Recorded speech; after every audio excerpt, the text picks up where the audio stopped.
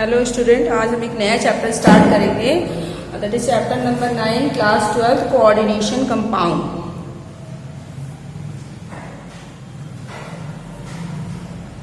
Coordination compound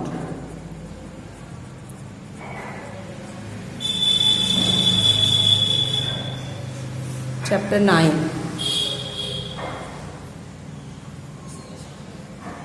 तो हम देखेंगे कोऑर्डिनेशन कंपाउंड किसे कहते हैं, कोऑर्डिनेशन कंपाउंड क्या होता है।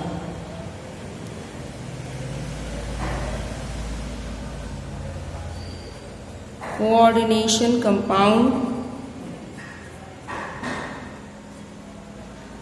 क्या है, what is coordination compound.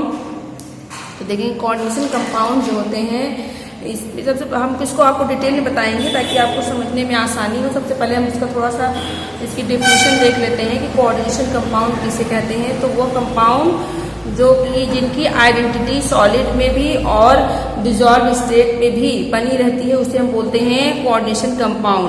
Those compounds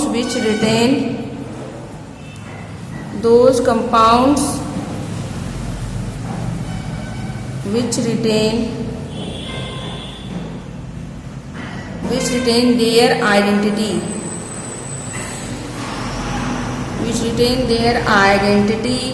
in the solid as well as in the dissolved state। तो वो कंपाउंड या कोऑर्डिनेशन कंपाउंड उस कंपाउंड को कहते हैं जिनकी आइडेंटिटी जो है सॉलिड स्टेट में भी बनी रहती है और डिसॉल्व स्टेट में भी बनी रहती है, उसे हम कोऑर्डिनेशन कंपाउंड कहते हैं। और कोऑर्डिनेशन कंपाउंड वो कंपाउंड होते हैं जिसमें कोऑर्डिनेट बॉन्ड, आयनिक बॉन्ड भी हो सकता है लेकिन कोऑर्डिनेट बॉन्ड जो है बिना कोऑर्डिनेट बॉन्ड के कोऑर्डिनेशन कंपाउंड का फॉर्मेशन नहीं होता है। तो these may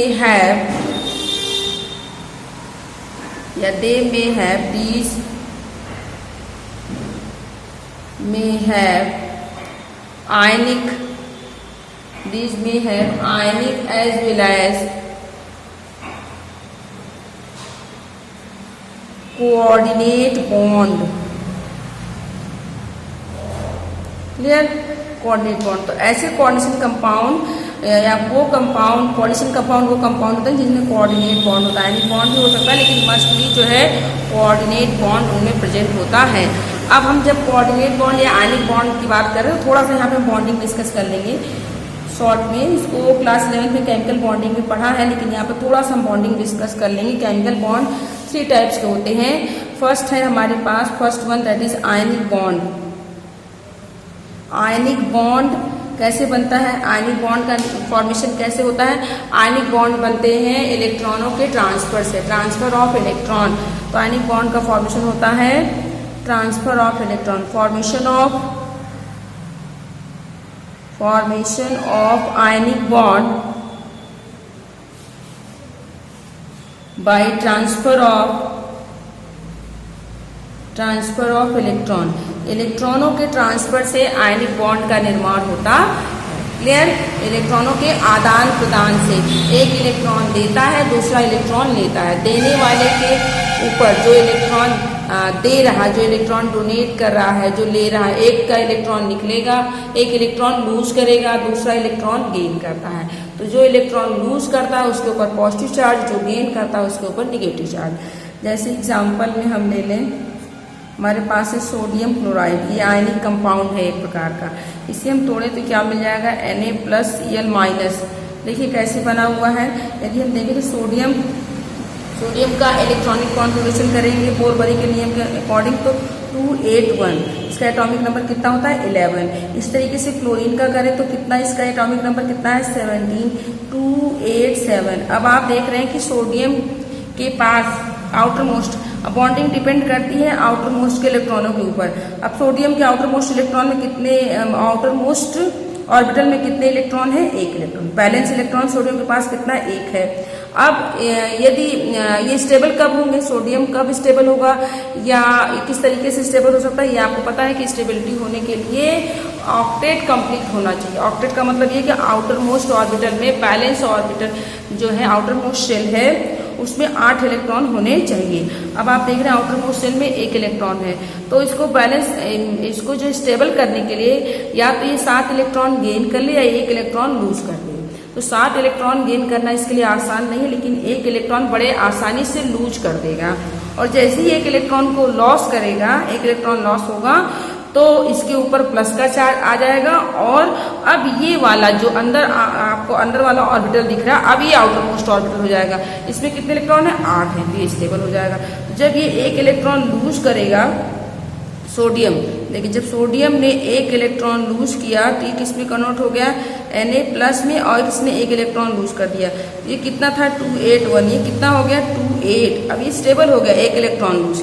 अब यदि इसने इलेक्ट्रॉन लूज किया तो किसी ने गेन किया होगा, तो किसने गेन किया? क्लोरीन ने। अब देखेंगे क्लोरीन ने जब इस इलेक्ट्रॉन को गेन किया तो ये क्या बना लिया? Cl-। जितने इलेक्ट्रॉन लूज करेगा उतने प्लस चार्ज, और जितने इलेक्ट्रॉन गेन होंगे उतने माइनस चार्ज आ जाएंगे। तो देखिए क्लोरीन का 287 था, इसने 1 इलेक्ट्रॉन ले लिया तो अब क्या हो गया? 288 हो गया। तो आप देख रहे हैं कि इनके इसका भी ये भी स्टेबल हो गया, ये भी स्टेबल हो गया, दोनों के ऑक्टेट जो है कंप्लीट हो गए। तो इसने 1 इलेक्ट्रॉन दिया, इसने 1 इलेक्ट्रॉन लिया, और इस वजह से इनके बीच में कौन सा बॉन्ड बन गया? Ionic bond. तो आयनिक बॉन्ड कैसे बनता है? ट्रांसफर ऑफ इलेक्ट्रॉन से बनता है। क्लियर है? 1 इलेक्ट्रॉन लूज करता है, 1 इलेक्ट्रॉन गेन करता है। लूज करने वाले के ऊपर प्लस का चार्ज, जो गेन करेगा उसके ऊपर माइनस का चार्ज। जितने इलेक्ट्रॉन लूज होंगे उतने प्लस, और जितने इलेक्ट्रॉन गेन होंगे उतने माइनस। क्लियर? अब हम बात करते हैं दूसरा हमारे पास केमिकल बॉन्ड है, दैट इज कोवैलेंट बॉन्ड।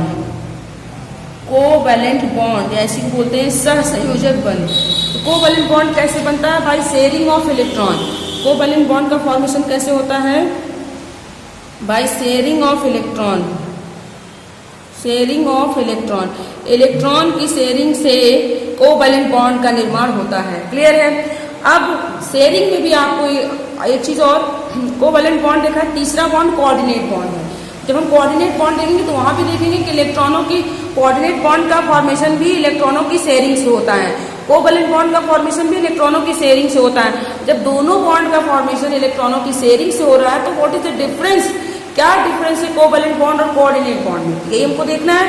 देखिए कोवैलेंट बॉन्ड का फॉर्मेशन शेयरिंग ऑफ इलेक्ट्रॉन से हो रहा है, लेकिन कंडीशन क्या है कि कोवैलेंट बॉन्ड में जो इलेक्ट्रॉनों की शेयरिंग होगी वो दोनों एटम के बीच में बराबर इलेक्ट्रॉनों की शेयरिंग होगी। दोनों एटम बराबर इलेक्ट्रॉन अपने शेयर करते हैं in formation of covalent bond. क्योंकि जब बॉन्ड बनाना है तो 2 एटम के बीच में बॉन्ड बनेगा, और दोनों एटम के बीच में दोनों एटम जो है अपने बराबर संख्या में इलेक्ट्रॉन जो है शेयरिंग में साझेदारी में पार्टिसिपेट कराते हैं, शेयरिंग में पार्टिसिपेट कराते हैं। तो उस तरह के हम बॉन्ड को बोलते हैं कोवैलेंट बॉन्ड। तो एक चीज और, कोवैलेंट बॉन्ड में सबसे पहली बात की शेयरिंग ऑफ इलेक्ट्रॉन से बॉन्ड का फॉर्मेशन होता है। उसके अलावा equal number of electrons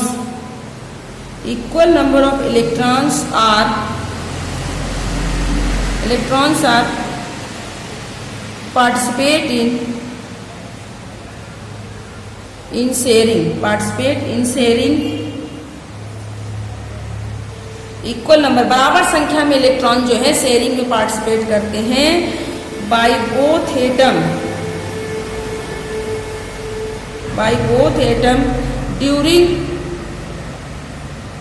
during formation of covalent bond. Clear? Covalent bond का फॉर्मेशन होगा तो इक्वल नंबर में इलेक्ट्रॉनों की शेयरिंग दोनों एटम के द्वारा इक्वल नंबर ऑफ इलेक्ट्रॉन जो है शेयरिंग में पार्टिसिपेट करते हैं। क्लियर है? जैसे एग्जांपल देखते हैं हम इसका, सिंपल सा एग्जांपल, जैसे हमारे पास हाइड्रोजन है, H2 बना हुआ है। कैसे?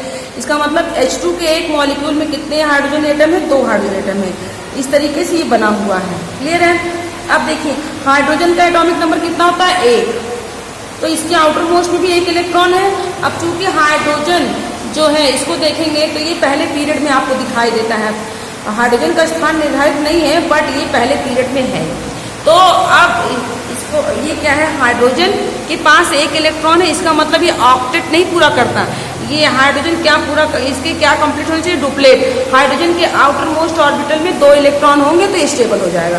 एक इलेक्ट्रॉन है, एक और चाहिए। अब इसके पास एक इलेक्ट्रॉन की कमी है, दूसरे वाले हाइड्रोजन के पास भी एक इलेक्ट्रॉन की कमी है। दोनों ने कहा भाई हम ना मैं तुमको दे सकता हूँ ना मैं तुमसे ले सकता हूँ। दोनों आपस में क्या करेंगे कि हम आपको, जब आप एक दूसरे को दे नहीं सकते तो एक दूसरे के साथ इलेक्ट्रॉनों की शेयरिंग करा सकते हैं। तो दोनों क्या करेंगे, इलेक्ट्रॉनों की शेयरिंग करा लेंगे। चलो भाई हम अपना काम साझेदारी से कर लेते हैं, हमारा भी डुप्लेट कंप्लीट हो जाएगा, तुम्हारा भी डुप्लेट कंप्लीट हो जाएगा।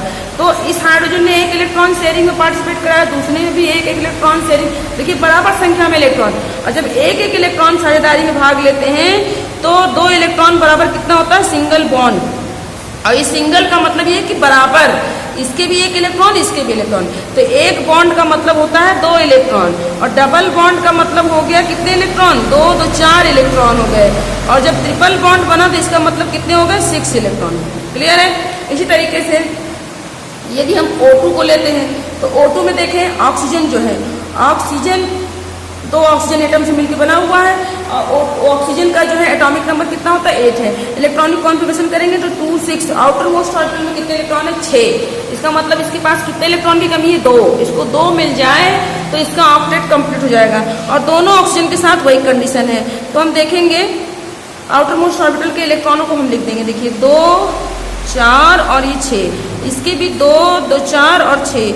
अब देखिए दोनों के पास 2 2 इलेक्ट्रॉन की कमी, तो दोनों अपने इलेक्ट्रॉन साझेदारी में इक्वल नंबर में शेयरिंग में पार्टिसिपेट करा देंगे, तो दोनों के पास 8 8 हो जाएंगे। अब देखिए 1 2 3 4 6 7 सॉरी 1 2 3 4 5 6 7 8 1 2 3 4 5 6 7 8। तो दोनों के बराबर संख्या में इलेक्ट्रॉन दोनों ने शेयरिंग में पार्टिसिपेट कराए। अब कितने इलेक्ट्रॉन हो गए, 2 इसके 2 इसके, टोटल इलेक्ट्रॉन कितने हो गए, 4। तो 2 इलेक्ट्रॉन बराबर सिंगल बॉन्ड, तो 4 इलेक्ट्रॉन का मतलब क्या हो गया, डबल बॉन्ड। तो ऑक्सीजन के बीच में क्या बन जाएगा, double bond.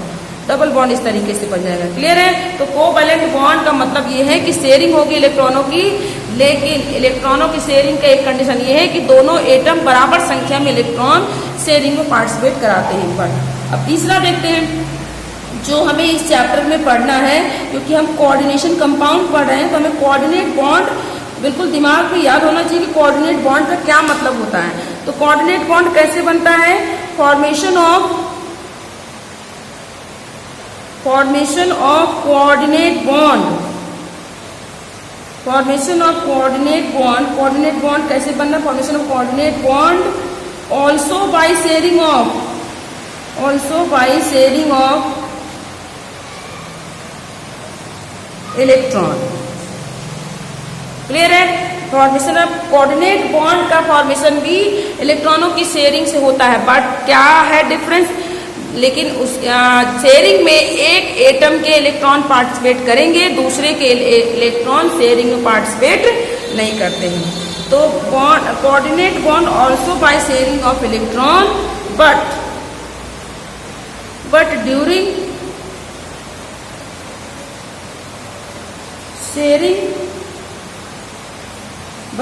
sharing of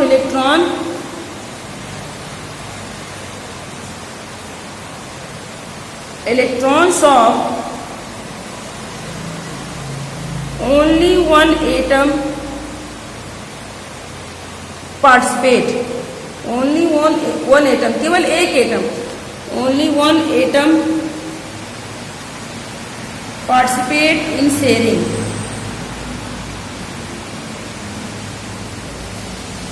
clear है।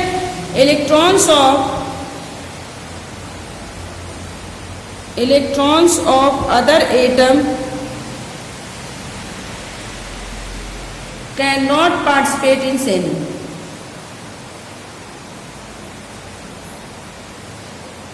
क्लियर है। एक एटम के इलेक्ट्रॉन शेयरिंग में भाग लेंगे और दूसरे एटम के इलेक्ट्रॉन शेयरिंग में पार्टिसिपेट नहीं करते हैं, इसे बोलते हैं कोऑर्डिनेट बॉन्ड। ये मेजर डिफरेंस है कोवैलेंट बॉन्ड और कोऑर्डिनेट बॉन्ड के बीच का। अब जिस एटम के इलेक्ट्रॉन शेयरिंग में पार्टिसिपेट करेंगे, क्लियर है, उसे हम बोलेंगे, क्योंकि पार्टिसिपेट करने का मतलब वो अपने इलेक्ट्रॉन दे रहा है, तो उसको बोलेंगे डोनर एटम। और जिस एटम के इलेक्ट्रॉन शेयरिंग में पार्टिसिपेट नहीं कर रहा, वो इलेक्ट्रॉन ले रहा है, तो उसे हम बोलेंगे एक्सेप्टर। क्लियर है। तो कहने का सिंपल सा मतलब है डोनर एटम या डोनर ग्रुप कौन सा हो गया, डोनर कौन सा हो गया, वो एटम जिसके इलेक्ट्रॉन शेयरिंग में पार्टिसिपेट कर रहे हैं।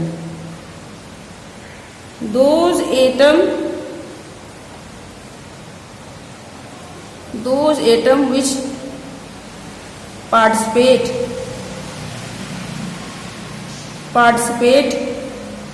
electrons in sharing. क्लियर है, जिसके इलेक्ट्रॉन शेयरिंग में पार्टिसिपेट कर रहे हैं वो क्या होंगे, डोनर। एक्सेप्टर ग्राही, डोनर का मतलब दाता हुआ, एक्सेप्टर का मतलब ग्राही। कौन एटम, जो वो एटम जो कि इलेक्ट्रॉन एक्सेप्ट कर रहा है। तो एक्सेप्टर एटम कौन सा होगा, एटम या ग्रुप एक्सेप्ट शेयर्ड इलेक्ट्रॉन, और जिसके इलेक्ट्रॉन शेयरिंग में पार्टिसिपेट नहीं कर रहे, केवल इलेक्ट्रॉन एक्सेप्ट कर रहा है, उसे हम बोलते हैं एक्सेप्टर एटम। जैसे सिंपल सा हम लिख लेते हैं ए और बी, दो हमारे पास एटम है ए और बी। ए के इलेक्ट्रॉन शेयरिंग में पार्टिसिपेट कर रहे हैं और बी के इलेक्ट्रॉन शेयरिंग में पार्टिसिपेट नहीं कर रहे हैं। अब देखिए कोऑर्डिनेट बॉन्ड को दिखाते कैसे, ऐसे दिखाते हैं। इस एरो का मतलब होता है दो इलेक्ट्रॉन, इस एरो का मतलब क्या है, दो इलेक्ट्रॉन। ये एरो का हेड है, ये टेल है। ये इस तरफ जाने का मतलब ये हुआ कि ए जो है इसमें ए डोनर है, डोनर एटम है, ए इलेक्ट्रॉन दे रहा है, और बी जो है इलेक्ट्रॉन ले रहा है, तो ये एक्सेप्टर हुआ। क्लियर, तो इसमें ए इलेक्ट्रॉन शेयरिंग में पार्टिसिपेट करा रहा है और बी इलेक्ट्रॉन ले रहा है, उसके इलेक्ट्रॉन शेयरिंग में पार्टिसिपेट नहीं कर रहे हैं। या इसी को हम उल्टा कर दें, अब इस एरो को इस तरफ कर दें। यदि हम इस एरो को इस तरफ कर दें तो यहाँ पर क्या हो जाएगा, बी जो होगा एक आपका डोनर हो जाएगा, बी जो है दाता हो जाएगा, डोनर एटम, और ए हो जाएगा आपका एक्सेप्टर एटम जो कि इलेक्ट्रॉन ले रहा है। क्लियर, आई थिंक आपको समझ में आ गया होगा कि कोऑर्डिनेट बॉन्ड भी शेयरिंग से होता है, लेकिन एक एटम के इलेक्ट्रॉन शेयरिंग में पार्टिसिपेट करते हैं, दूसरे के नहीं करते। जिसके इलेक्ट्रॉन शेयरिंग में पार्टिसिपेट करते हैं उसे हम बोलते हैं डोनर, और जिसके इलेक्ट्रॉन शेयरिंग में पार्टिसिपेट नहीं करते, जो इलेक्ट्रॉन लेता है, उसे हम बोलते हैं एक्सेप्टर एटम। अब देने वाला क्या होगा, लेने वाला। इलेक्ट्रॉन जो देगा उसके पास इलेक्ट्रॉन ज्यादा होंगे, और जो इलेक्ट्रॉन लेगा उसके पास बैकेंड ऑर्बिटल होंगे, खाली ऑर्बिटल, रिक्त ऑर्बिटल होंगे, क्योंकि जब रिक्त ऑर्बिटल होंगे तभी इलेक्ट्रॉन उस पर जाएगा। तो कहने का सिंपल सा मतलब ये है कि डोनर एटम के पास इलेक्ट्रॉन एक्स्ट्रा होंगे, लोन पेयर इलेक्ट्रॉन होंगे, और एक्सेप्टर एटम के पास बैकेंड डी ऑर्बिटल होंगे। आई बात समझ में, क्योंकि अभी हमने इससे पहले डी एफ ब्लॉक पढ़ाया, हमने कहा कि यस और पी की बात नहीं, डी और एफ ब्लॉक के जो एटम्स हैं, एफ और डी और एफ ब्लॉक के जो एटम है वो कोऑर्डिनेट कंपाउंड बनाते हैं, कोऑर्डिनेशन कंपाउंड बनाते हैं। स्पेशली हम इस चैप्टर में डी ब्लॉक के एलिमेंट्स के कोऑर्डिनेशन कंपाउंड के बारे में डिस्कस करेंगे। क्लियर है, तो ये हो गया कोऑर्डिनेशन कंपाउंड किसे कहते हैं। तो दिमाग में रखिए, कोऑर्डिनेशन कंपाउंड वो कंपाउंड है जिसमें कोऑर्डिनेट बॉन्ड बनता है, और इसके अलावा वो कंपाउंड जिसकी आइडेंटिटी जिसकी पहचान सॉलिड स्टेट में भी बनी रहती है और लिक्विड स्टेट में भी बनी रहती है। अब एक चीज है हमारे पास दूसरा, दैट इज डबल सॉल्ट। यहाँ पर देख लेंगे डबल सॉल्ट। डबल सॉल्ट का मतलब दिमाग में आते ही डबल सॉल्ट का मतलब है द्विक लवण। दो लवण जब मिल जाए, दो सॉल्ट मिल जाए तो क्या बन जाएगा, डबल सॉल्ट। तो डबल सॉल्ट जैसे फिटकरी, पोटास, सेलम, ये सब क्या है आपके डबल सॉल्ट, मोर, लवण, ये सब डबल सॉल्ट है। तो डबल सॉल्ट किसे कहते हैं, वो कंपाउंड देखिए लिखेंगे, those compounds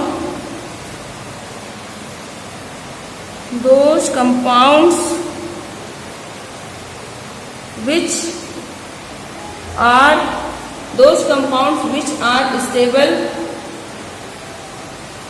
are stable in the solid state but break up into its constituents in dissolved state, its constituent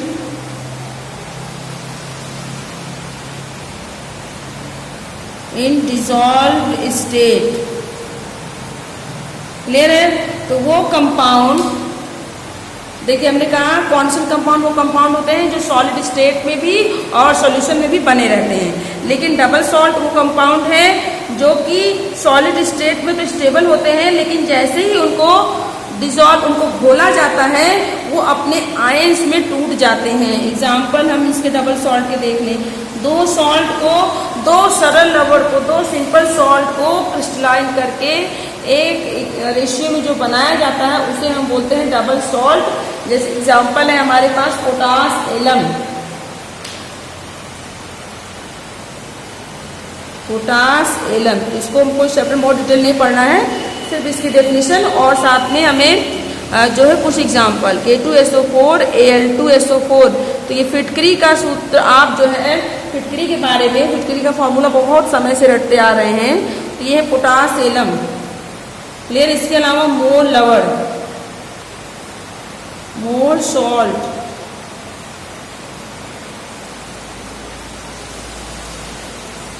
ठीक है। तो मोल सॉल्ट देखेंगे आप क्या होता है, KCl MgCl2 ferrous ammonium sulphate, FeSO4 NH4 का whole twice SO4 and 6H2O। तो बोथ आर डबल सॉल्ट, ये दोनों ही क्या है आपके डबल सॉल्ट, दो लवण से मिलकर के बने हुए हैं। क्लियर? अब हमको इस चैप्टर में डिटेल में कॉन्स्टेंट कंपाउंड के बारे में ही पढ़ना है। इसके अलावा एक चीज और, डबल सॉल्ट जो होते हैं उसमें केवल आयनिक बॉन्ड होता है, डबल सॉल्ट में केवल आयनिक बॉन्ड होता है। तो these contain आयनिक बॉन्ड, इसमें केवल आयनिक बॉन्ड ही होता है। क्लियर है? आगे नेक्स्ट एक चीज और, अब हाँ एक चीज यहाँ पर देख लेंगे, दैट इज कोऑर्डिनेशन केमिस्ट्री। इसे कहते हैं कोऑर्डिनेशन केमिस्ट्री।